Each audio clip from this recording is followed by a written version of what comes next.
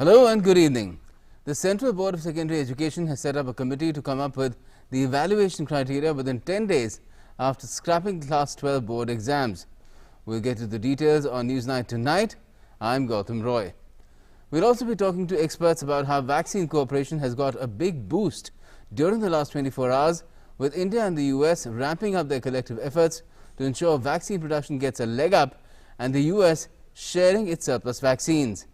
But first, our headlines. Prime Minister Narendra Modi chairs a high-level meeting to review progress of India's vaccination drive, also reviews status of vaccination coverage in healthcare workers, frontline workers and in about 45 and 18 to 44 age group. The PM instructs steps be taken to reduce vaccine wastage. Prime Minister Modi says the COVID pandemic emerged as the country's and the century's biggest challenge, but whenever there is a big humanitarian crisis, science has paved the way for a better future. The PM also gave the call to be prepared for needs of the coming decades at CSIR Society's meeting. Praises scientists for developing vaccines within 1 year of the disease's outbreak.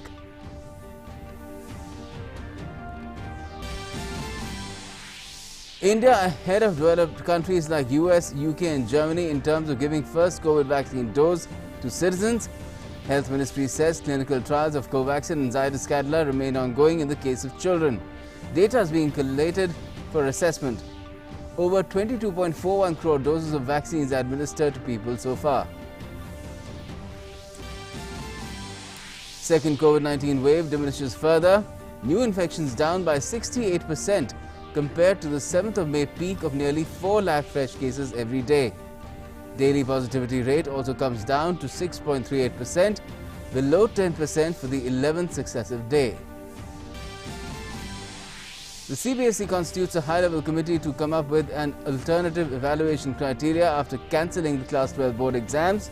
The report has to be submitted within 10 days. Odisha State Board also scraps its Class 12 exams.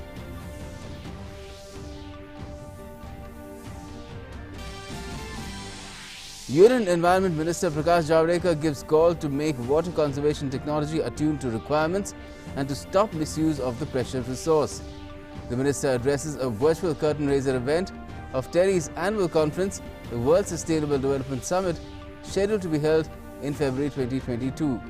Says 85% of the available water supply is used for the purpose of agriculture. The Reserve Bank of India keeps key lending rates unchanged for the 6th time, projects GDP at 9.5% for the current financial year as part of its bi-monthly monetary policy review. RBI Governor says India's foreign reserves are on the brink of crossing $600 billion. Defence Acquisition Council clears Make in India project worth 43,000 crore rupees to build 6 next-generation stealth submarines. Project to be run under strategic partnership mode. Approval will help India achieve its 30-year submarine construction program target. And the UK regulator approves the Pfizer-BioNTech vaccine for children aged between 12 to 15 years. Says clearance is being given after a rigorous review. US and EU regulators had also made a similar assessment for the Pfizer vaccine earlier.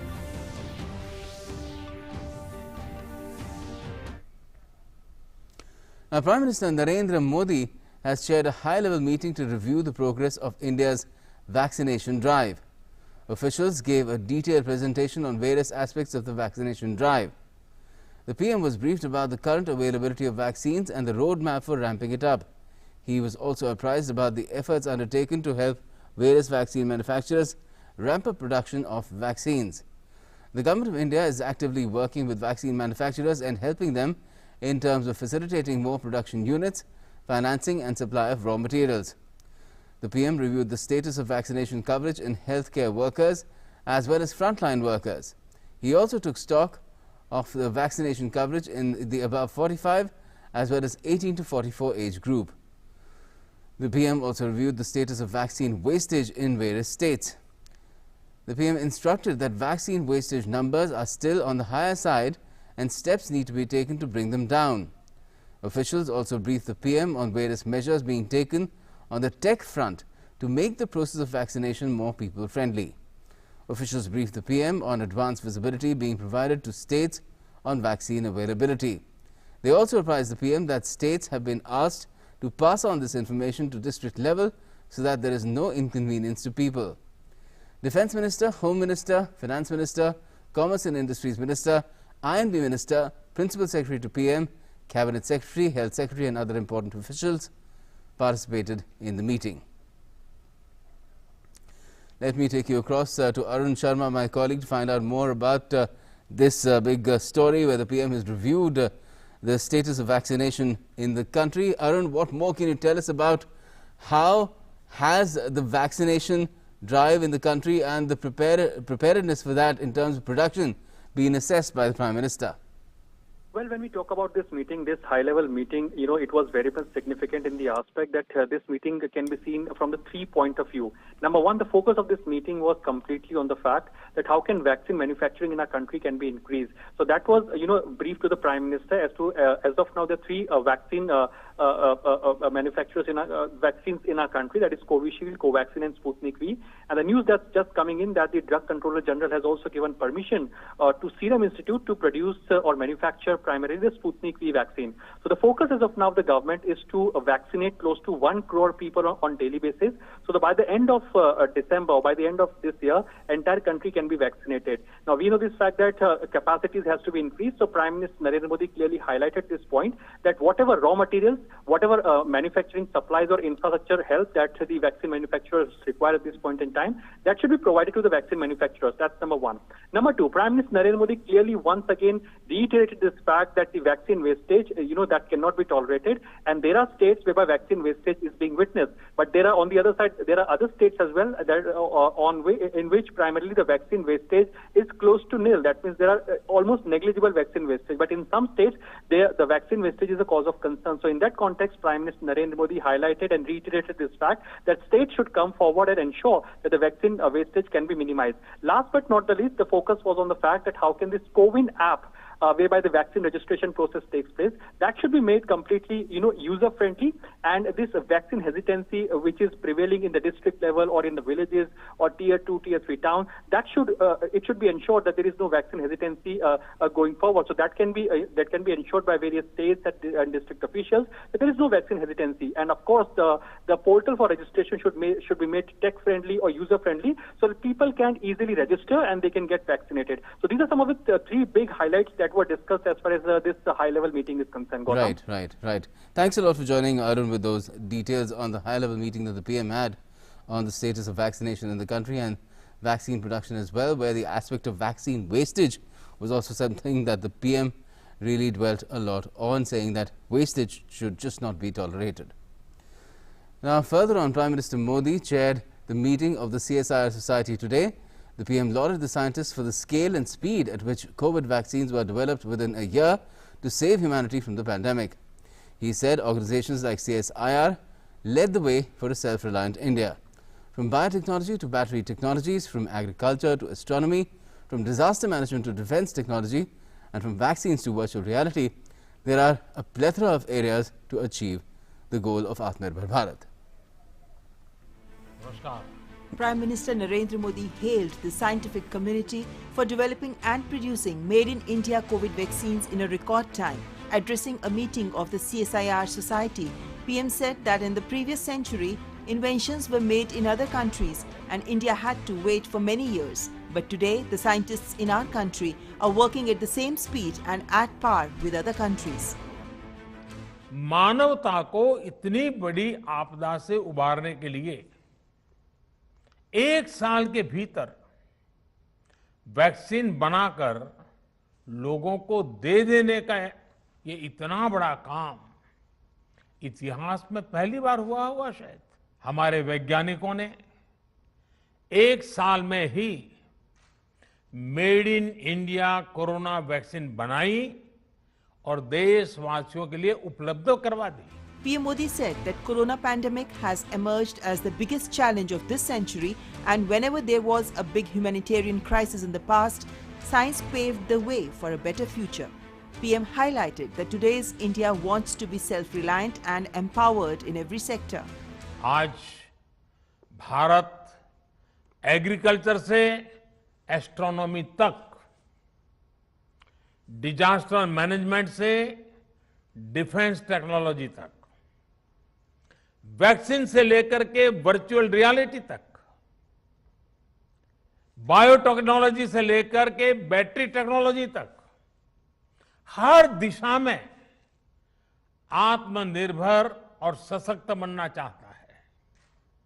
आज Bharat sustainable development और clean energy के क्षेत्र में दुनिया को रास्ता दिखा रहा है। आज हम सॉफ्टवेयर से लेकर सैटेलाइट तक दूसरे देशों के विकास को भी गति दे रहे हैं। दुनिया के विकास में प्रमुख इंजन की भूमिका निभा रहे हैं।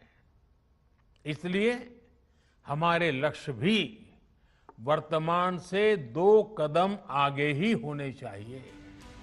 He also said that CSIR must make the research open to the public and be accessible to them. This will not only promote scientific temper, but the citizens of India will also get to know the amazing feats scientists of their country have been achieving. आपको industry के साथ साथ समाज को भी साथ लेकर चलना होगा। CSIR ने इस दिशा में पहल की और आज देश के भीतर ही हिंग का उत्पादन शुरू हो गया है। ऐसी कितनी ही संभावनाएं आपकी लैब्स में सच्चाई में बदलती हैं, विकसित होती हैं। इसलिए मेरा एक और सुझाव है आपसे, और मेरा सुझाव है कि आपको आपकी ये सारी जानकारी लोगों के लिए सुलभ बनानी चाहिए। इससे आपके काम और आपके प्रोडक्ट्स को भी सपोर्ट होगा और समाज में, इंडस्ट्री में एक साइंटिफिक अप्रोच भी बढ़ेगी। The Prime Minister urged CSIR to move forward in a definite way with a roadmap. The COVID-19 crisis might have temporarily impacted the pace of development, but the commitment to Atmanirbhar Bharat remains the ultimate goal. Bureau Report, DD India. Now, India is making steady progress in tackling the second wave of the COVID pandemic. While daily new infections are witnessing a decline in the face of rising daily recoveries, the nationwide vaccination drive is also expanding with each passing day. Already 43% of those above 60 have got at least one dose of the vaccine, while 37% have got it in the 45 and above age group. Here's more. Proactive steps taken by the government have led to a weakening of the second wave of the coronavirus pandemic. But danger still looms large.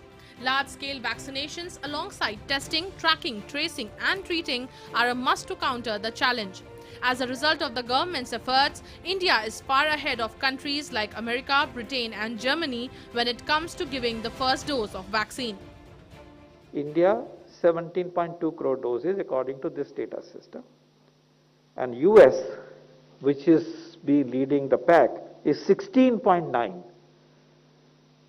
We have overtaken US in terms of number of people who have received at least a single dose of COVID-19 vaccine. UK is 3.95 crore, India 17.2, UK 3.9, Germany 3.8 crore people who have received at least one dose.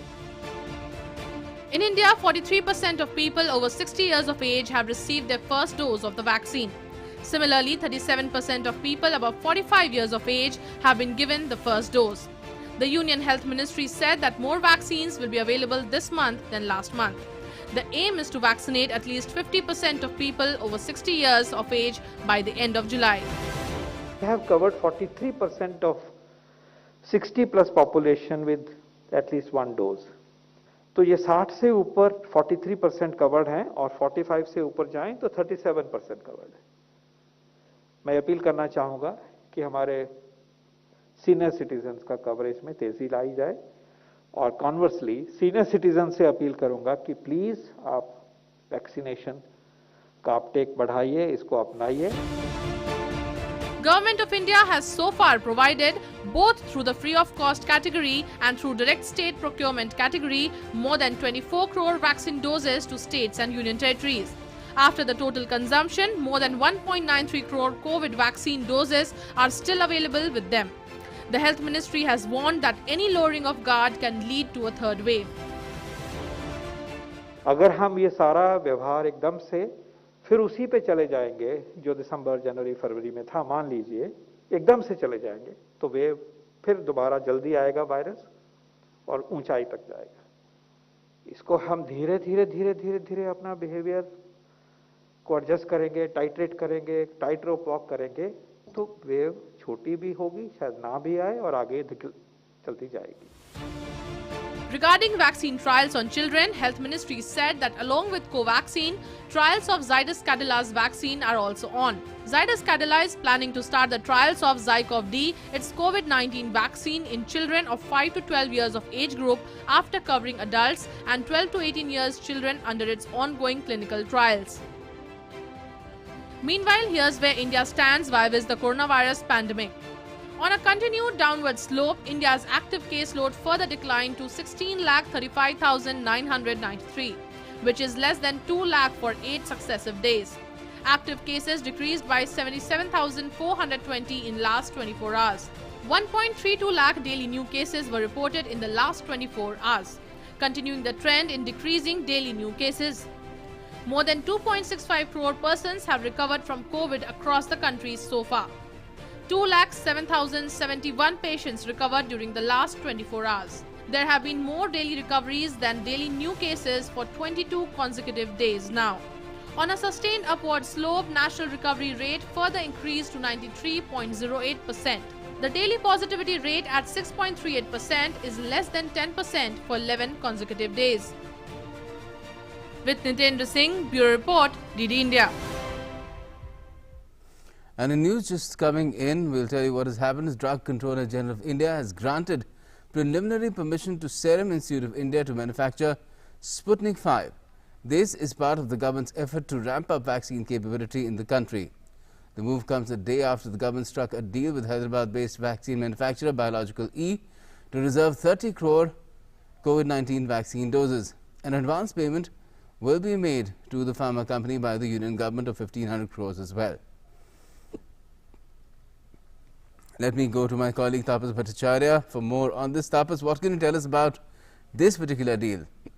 Right. The first thing that I've been told by our sources in both DCGI as well as in SII that this is right now they have given a preliminary permission. So they have to now there are 4 conditions that has been set by DCGI for Serum Institute of India who has just not got the preliminary permission to manufacture the Sputnik V. Remember, the Sputnik V is currently having a efficacy rate of the 2 dosage of 91% approximately, and the gap of almost 21 days. And so far, Sputnik have the RDFI, the Russian Development Infrastructure Fund, which has manufactured or which has developed this particular vaccine, already have collaboration with Dr. Reddy's lab along with other 5 labs to manufacture almost 850 million dosage in the country so far.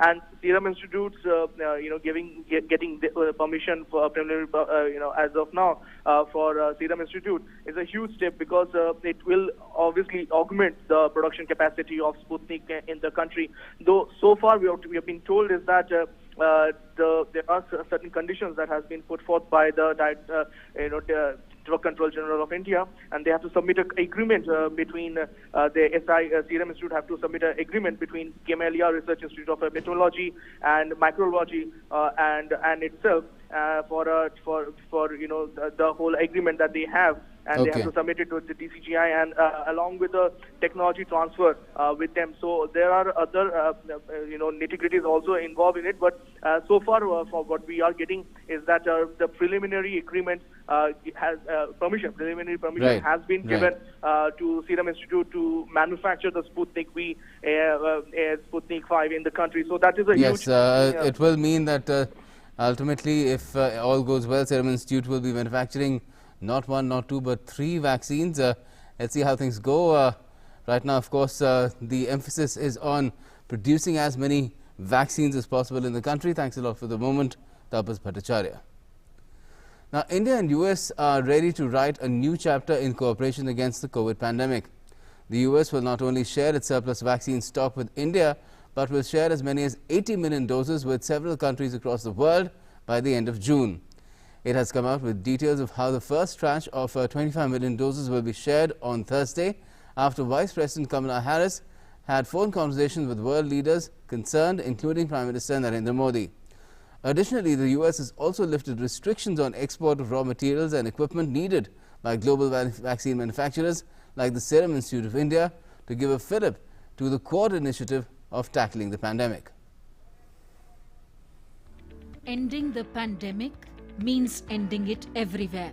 With that credo in mind, US Vice President Kamala Harris spoke with Prime Minister Narendra Modi on Thursday, sharing details of the US plans to share 80 million doses of its stockpiled vaccines with the world by the end of June, including with India. Prime Minister Modi appreciated the decision, saying, "Spoke to Vice President Kamala Harris a short while ago. I deeply appreciate the assurance of vaccine supplies to India as part of the US strategy for global vaccine sharing. I also thanked her for all the support and solidarity from the US government, businesses and the Indian diaspora. We also discussed ongoing efforts to further strengthen India-US vaccine cooperation and the potential of our partnership to contribute to post-COVID global health and economic recovery." Giving details about the vaccine initiative, a White House statement said, "The US is following up on last month's announcement of sharing 80 million doses of its vaccine supply with the world. More details are being provided on how the first 25 million doses will be allocated. Sharing of vaccines to lay the ground for increased global coverage. Step to address real and potential surges, high burdens of disease and needs of the most vulnerable countries. 75% or nearly 19 million doses will be shared through COVAX. 6 million doses included for Latin America and the Caribbean. 7 million doses for South and Southeast Asia. 5 million doses included for Africa. Remaining 6 million doses to be shared directly with countries experiencing surges, those in crisis, and other partners and neighbors. And last category of countries include Canada, Mexico, India and the Republic of Korea. Apart from this measure, the US has also eased restrictions to help vaccine manufacturing activity outside America using its resources. Another White House release said, Defense Production Act priority ratings are being removed for AstraZeneca, Novavax and Sanofi. DPA ratings give US producers priority access to supplies and equipment need to make vaccines. Lifting of DPA ratings could free up raw materials for major vaccine makers, especially Serum Institute of India, SII. Easing will help SII shore up resources and increase production capacity for AstraZeneca Novavax vaccine. India had raised this issue of supply chain constraints impacting the production capacity of vaccines with the United States. SII may be able to fulfill its global commitments smoothly with the easing. The step will also allow India to be part of Quad's vaccine policy and bolster vaccine supply chain in the Indo-Pacific region. The increased manufacturing capacity in India, the volume of capacity that is has the potential there, has the potential to be a game changer well beyond India's borders, and that's precisely why this arrangement was reached and announced in the context of the Quad. But two, it's important to us because India has suffered immensely from the outbreak there. Virtually no element of Indian society has been left untouched by this horrible scourge. Clearly, vaccination is a major front in the war against the pandemic. Over 50% of the US population has received at least one dose, and over 40% has got both the doses. Having secured its own population, the US is now sharing its vaccine stockpile with the world and also its resources which facilitate vaccine manufacturing. A decision which works in India's favor with its massive vaccine making capabilities. The Quad had conceived of this partnership before the second wave hit India. As the wave diminishes, the partnership is back on track to help the Indo-Pacific region and the world. Bureau Report, DD India. And that brings up our In Focus tonight. India-US give booster dose to COVID fight. And to talk about it, we have Meera Shankar with us, former Indian ambassador to the US, and Professor Harshvardhan Pant is also with us, Distinguished Fellow, ORF. Welcome to you both. First to you, Meera Shankar, in terms of how this entire move of the US, one of vaccine sharing and the other of removing these restrictions that were there, has come at the same time, it just tells us that a total focus is now there on ramping up vaccine production, particularly in a country like India, which is already the pharmacy of the world. Yes, I think that is to be welcomed. The Biden administration has decided to provide 80 million vaccines to the world by the end of June, July. And the first tranche of 25 million vaccines will be provided sooner. Of course, these are distributed across the world in Latin America, the Caribbean, Africa, South and Southeast Asia, as well as to countries which are experiencing surges right now, such as India. So the total number of vaccines we may get from the US may not be very much in terms of our total requirements, but it's a gesture which is to be appreciated. The US is taking global leadership in terms of providing vaccines to other countries, and that's a departure from the Trump administration's policies and is again to be welcomed.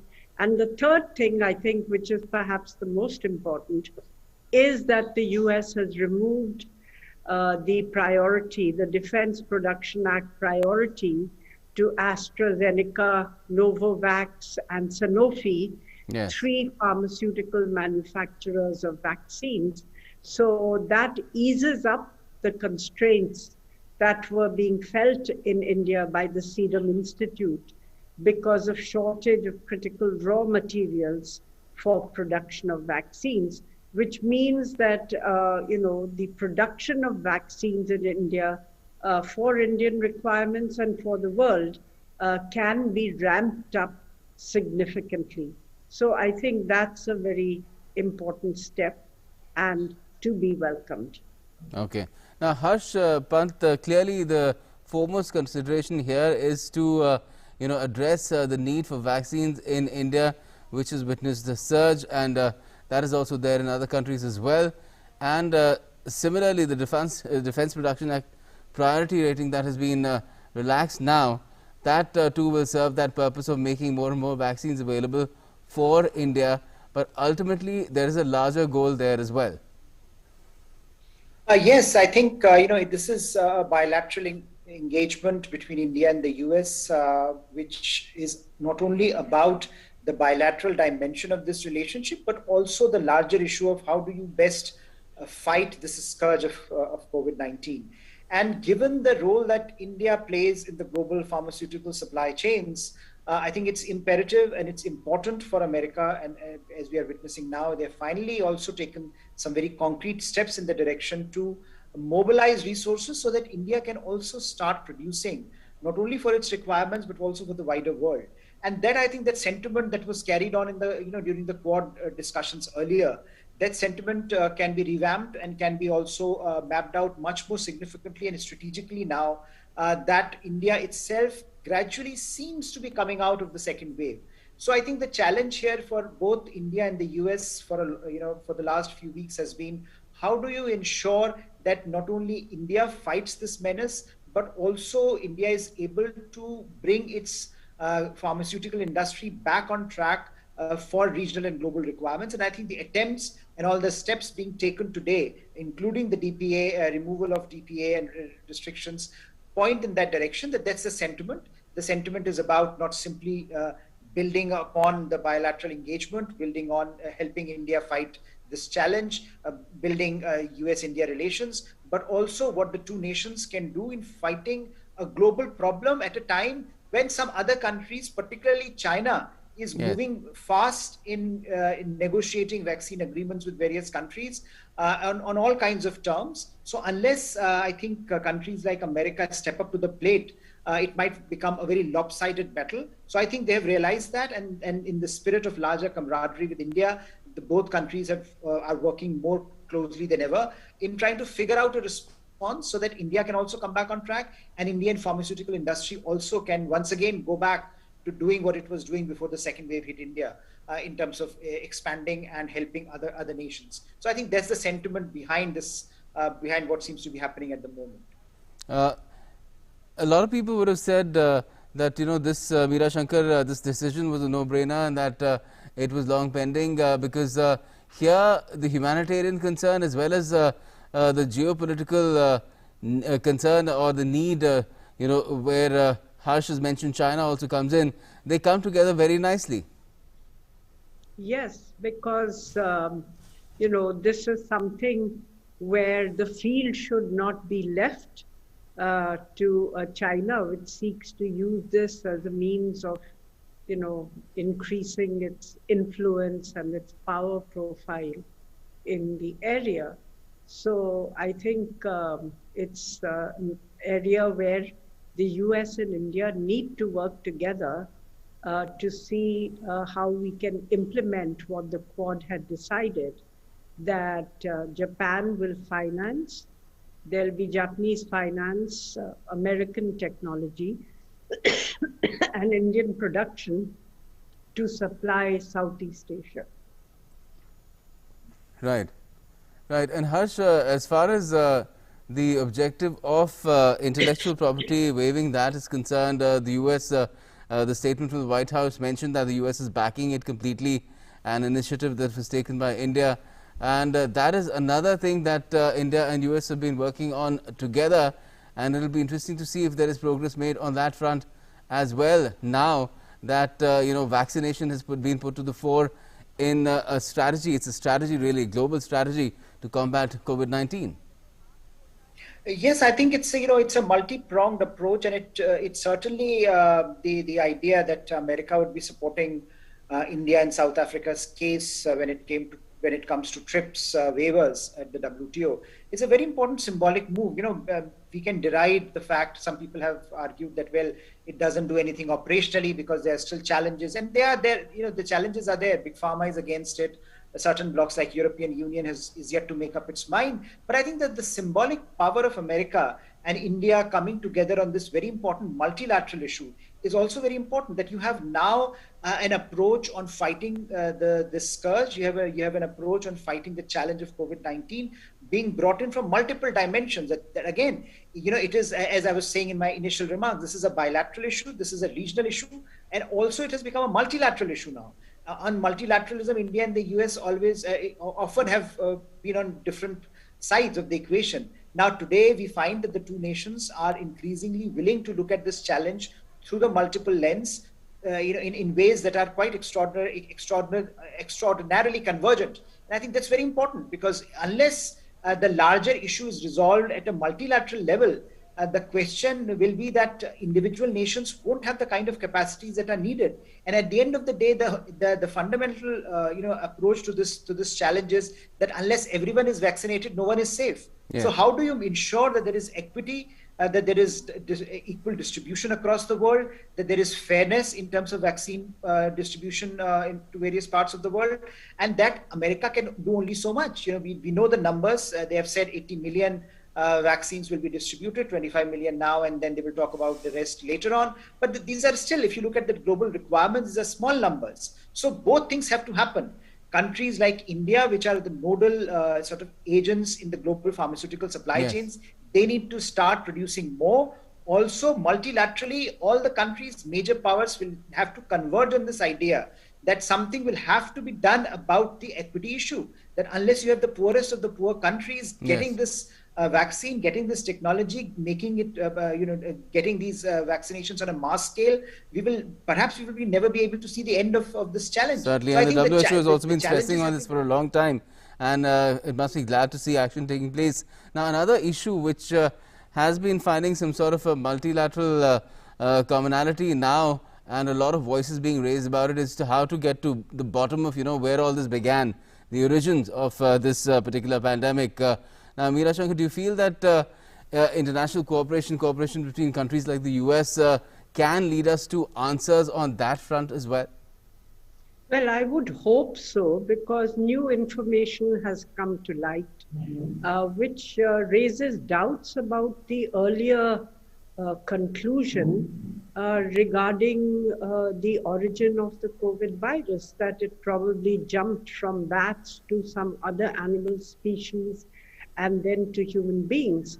Now the burden of evidence is leaning more in favor of the fact that it probably escaped from the lab, and it could also have been a manipulated virus. So it's important to put these doubts to rest and to have an inquiry into this, which is more thorough than the WHO inquiry which took place. Now, it's possible that China would create complications and would not share data, as they didn't with the WHO team which had gone. They didn't give them all the access that they wanted. So President Joe Biden has also tasked his own intelligence agencies to inquire into this and come up with a report within 90 days. On the origin of the COVID virus. One doesn't know how much of, conclusive evidence they will be able to produce in the absence of China's cooperation. But clearly there's a need to get to the bottom of this, and going beyond this to actually regulate what they call gain of function research, which is what was happening at the Wuhan laboratory.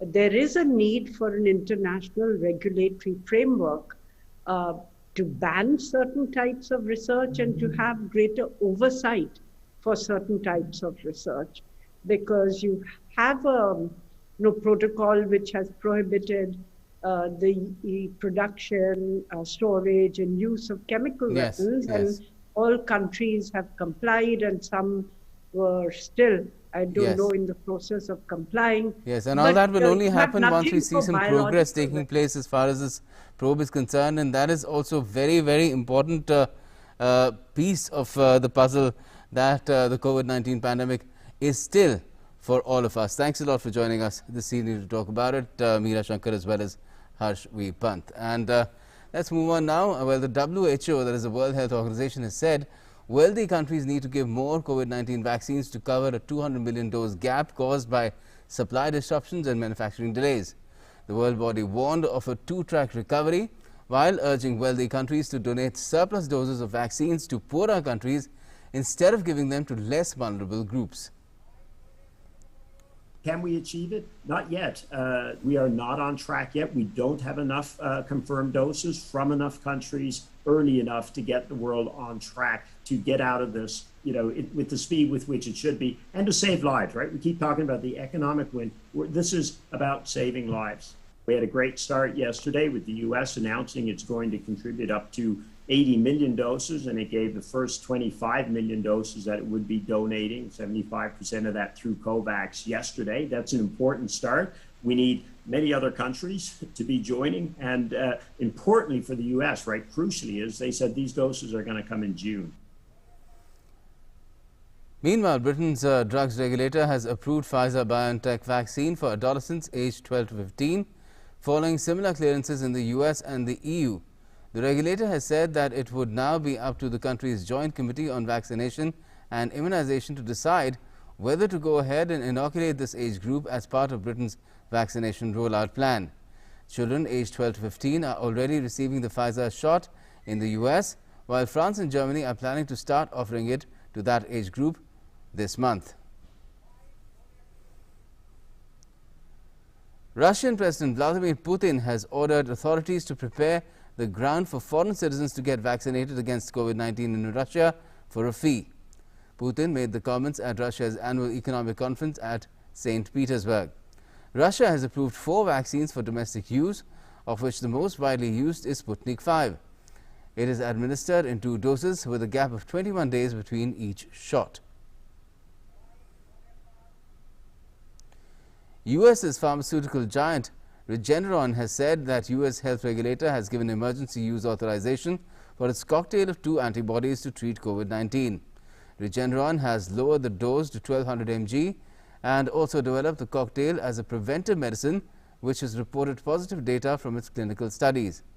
Meanwhile, the drug maker expects to deliver at least 1 million doses of the therapy to the US government in the second quarter and said the government may expect additional doses of up to 1.25 million through September. Now, back home, the National Pharmaceutical Pricing Authority has capped the trade margin for oxygen concentrators at 70%.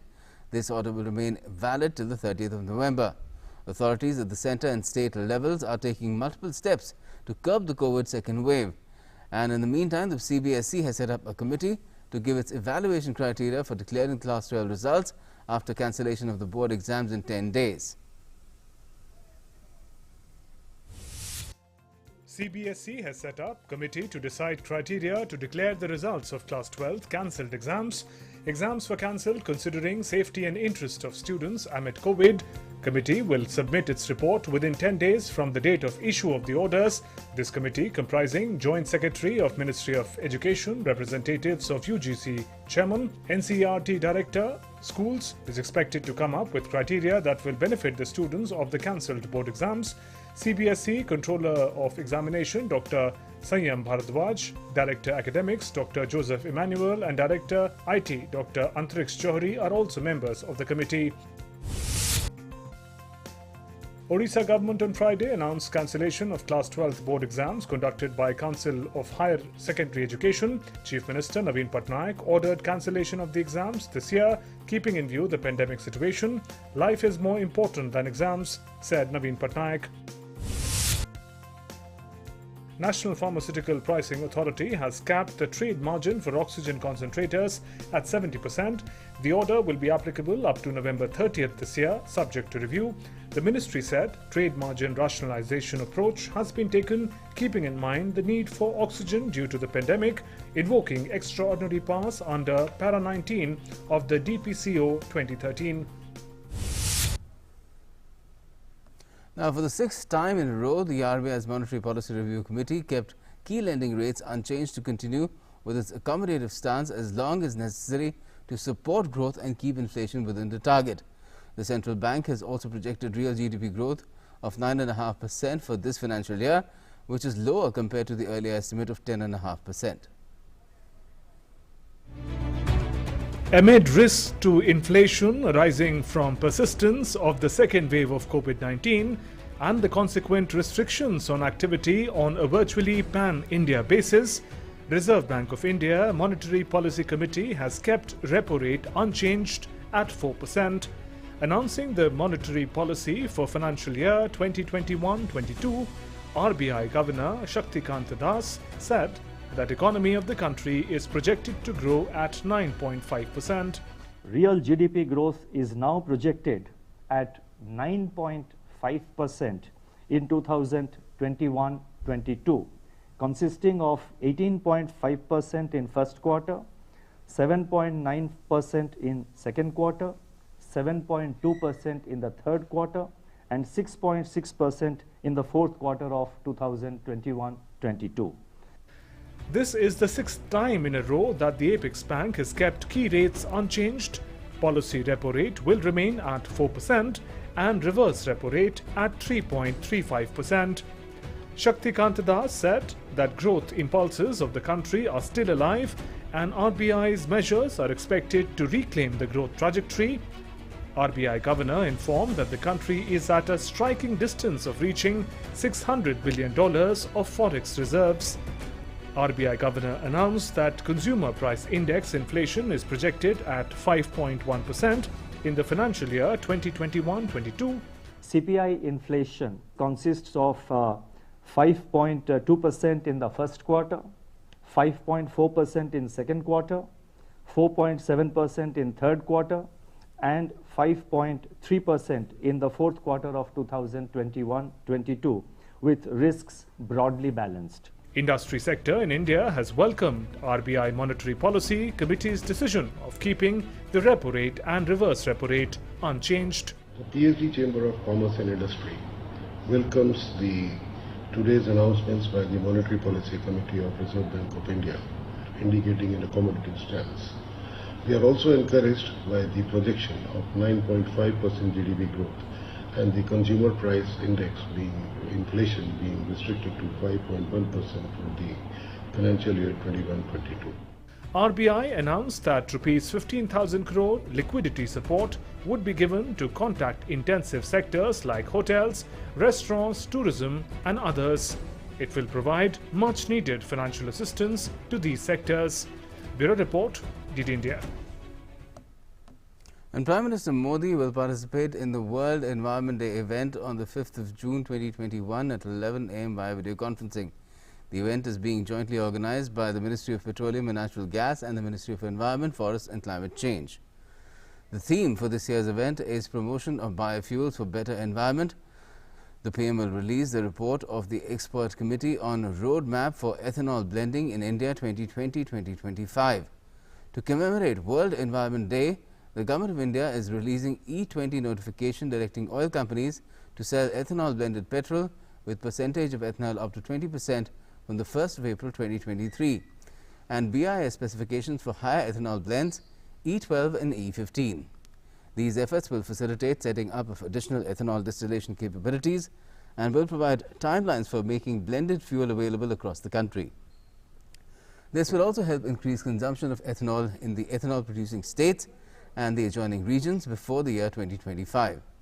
The PM will launch a pilot project of E100 dispensing stations at 3 locations in Pune. The PM will also interact with farmers to gain insight on their first-hand experience as enablers under the ethanol blended petrol and compressed biogas programs.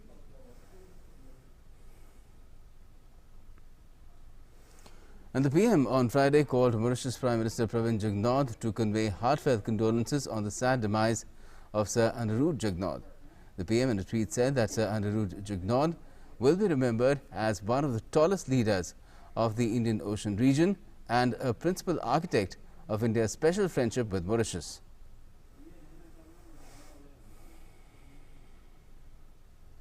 And as a mark of respect to late Sir Anirudh Jugnauth, former President and former Prime Minister of the Republic of Mauritius, the Government of India has decided that there will be one-day state mourning on Saturday throughout the country.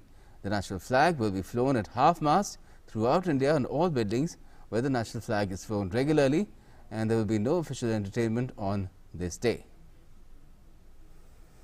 And now let's get you some more updates from across the country. Union Minister for Finance and Corporate Affairs Nirmala Sitharaman held a virtual meeting with senior government officials to discuss the infrastructure roadmap ahead. This was the 4th review meeting by the Finance Minister ahead after the presentation of Budget 2021-2022. The Defence Ministry has issued the formal tender for the purchase of 6 conventional submarines for more than 43,000 crore rupees. The 6 diesel-electric submarines with air-independent propulsion will be built by one of the 2 Indian shipyards already shortlisted. India has extended its visa validity till 31st August due to the difficulties being faced by foreign nationals who came to the country prior to March last year and got stranded due to the COVID-19 lockdown. These foreign nationals will not be required to submit any application to the FRRO or FRO concerned for extension of their visas. Second LDF government led by the Chief Minister Pinarayi Vijayan presented the state budget in Kerala Assembly. Finance Minister K.N. Balagopal announced a 20,000 crore rupee package to tide over the crisis induced by the second wave of the COVID-19 pandemic. Now, Israel is close to the end of an era after the last-minute formation of a motley coalition that could end the 12-year reign of veteran leader Benjamin Netanyahu, the country's longest-serving prime minister. But Bibi is in no mood to go down without a fight. Here's more. Israeli Prime Minister Benjamin Netanyahu is facing the prospect of an end to his 12-year run as premier, as his political opponents have agreed on forming a coalition government of left-wing, centrist and right-wing parties aimed at unseating him. Under the deal, high-tech millionaire and former defense minister Naftali Bennett would become prime minister and hand over the post to former TV host and finance minister Yair Lapid in about 2 years. For the first time in Israeli's history, the embryonic coalition also includes an Arab-Israeli party. Targeting the historic Arab participation in the coalition, Netanyahu on Twitter said all lawmakers who were elected with votes from the right must oppose this dangerous left-wing government. Not only this, Netanyahu's Likud party also took to Twitter to call on former right-wing allies to immediately withdraw their signatures. Meanwhile, Israeli Defense Minister Benny Gantz met US Secretary of State Antony Blinken on Thursday at the US State Department in Washington to discuss the ongoing unrest between Israel and Palestine.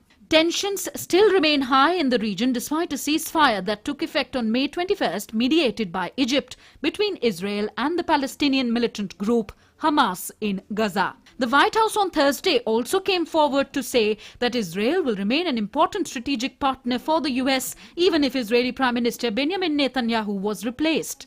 US State Department spokesman Ned Price said US's ironclad support for Israel will continue regardless of what government is in place. That happens, and obviously we're not going to speak to government formation while it's in process. Regardless of what happens, regardless of what government is in place, our stalwart support, our ironclad support for Israel will remain. You have heard from President Biden, you've heard from Secretary Blinken of that commitment in recent days, including when it comes to replenishment of the Iron Dome. Nothing about that will change, even if there is a change in government. Israel's fourth national ballot in 2 years on March 23rd saw neither the ruling Likud nor its allies nor their opponents winning a majority in the legislature. Should last-minute defections spoil the Change Alliance, Israel would likely have to hold yet another election, the fifth in just over 2 years. Netanyahu's rivals have cited the criminal charges against him as the main reason why Israel needs a leadership change, arguing that Netanyahu might use a new term to legislate immunity to shield himself. Next few days are crucial for the confidence vote of the prospective coalition government. On paper, it commands only a slender majority in parliament. Bureau Report, DD India. And Prime Minister Narendra Modi has spoken to Sprint legend Milkha Singh and inquired about his health. Milkha Singh, who had tested positive for COVID-19 2 weeks ago, was on Thursday admitted to the ICU in a COVID hospital. Prime Minister Modi wished Milkha Singh a speedy recovery and hoped he will be back soon to bless and inspire the athletes who are participating in the Tokyo Olympics. Milkha, famously known as the Flying Sikh, still is the only Indian athlete to win gold in the 400 meter at the Asian Games and the Commonwealth Games. He also won gold medals in 1958 and 1962 Asian Games. And in our countdown to the Tokyo Olympics, we are regularly profiling some of the biggest Indian medal contenders on DD India and DD News. Today, we feature veteran Indian boxer MC Mary Kom. Take a look. मेरे लिए एक inspiration ही है। हमें उनके जैसा बनना है। जो अचीवमेंट है उनकी सभी को उदाहरण देने लायक। Age can't stop anyone. बहुत ही महान खिलाड़ी है। जो एक जिद्दी जिसका कहते हैं जिद्दी खिलाड़ी। पूरे वर्ल्ड की बहुत बड़ी स्पोर्ट्स आइकन है। Today, each and everyone feels proud of Mary Kom, the first IBA legend of the International Boxing Association and the brand ambassador of the Women's World Boxing Championship. मेरे पास सारे medal है, मैं क्यों satisfied नहीं हुआ? जो मिलना चाहती हूँ अभी तक मिला नहीं है।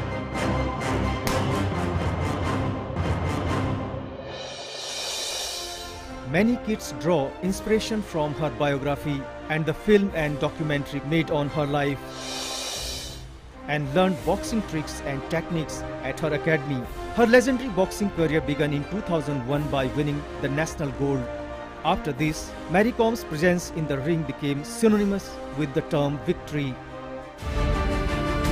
I always keep telling to the girls, especially the new generation, you know, if you want to achieve something in your life, please never give up. She then became the first Indian female boxer to win 6 golds in 2002, 2005, 2006, 2008, 2010 and 2018 Women's World Championships. Meanwhile, by winning gold in 5 Asian Championships held in India, Taiwan, Kazakhstan, Mongolia and Vietnam from 2003 to 2017. 2 Asian Games medals in China and South Korea and Commonwealth gold in the year 2018. She has continued to become an example for the whole world. 6-time world champion, other international medals, Commonwealth Games, Asian Games. Maybe I doesn't left any medal so far.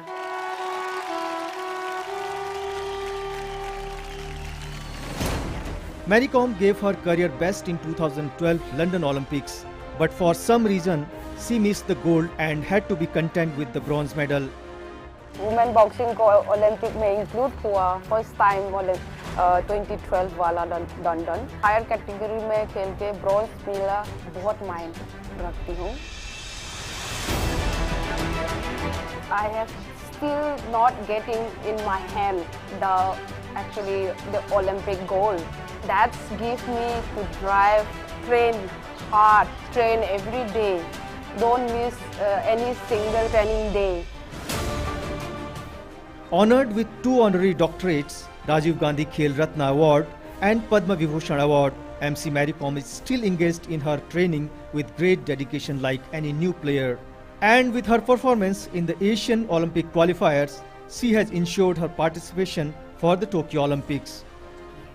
What is only so long, I was working so hard. Thank you so much.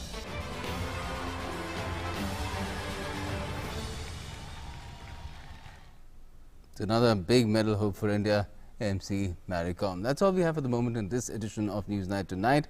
But for all the latest, do stay tuned to DD India and DD News.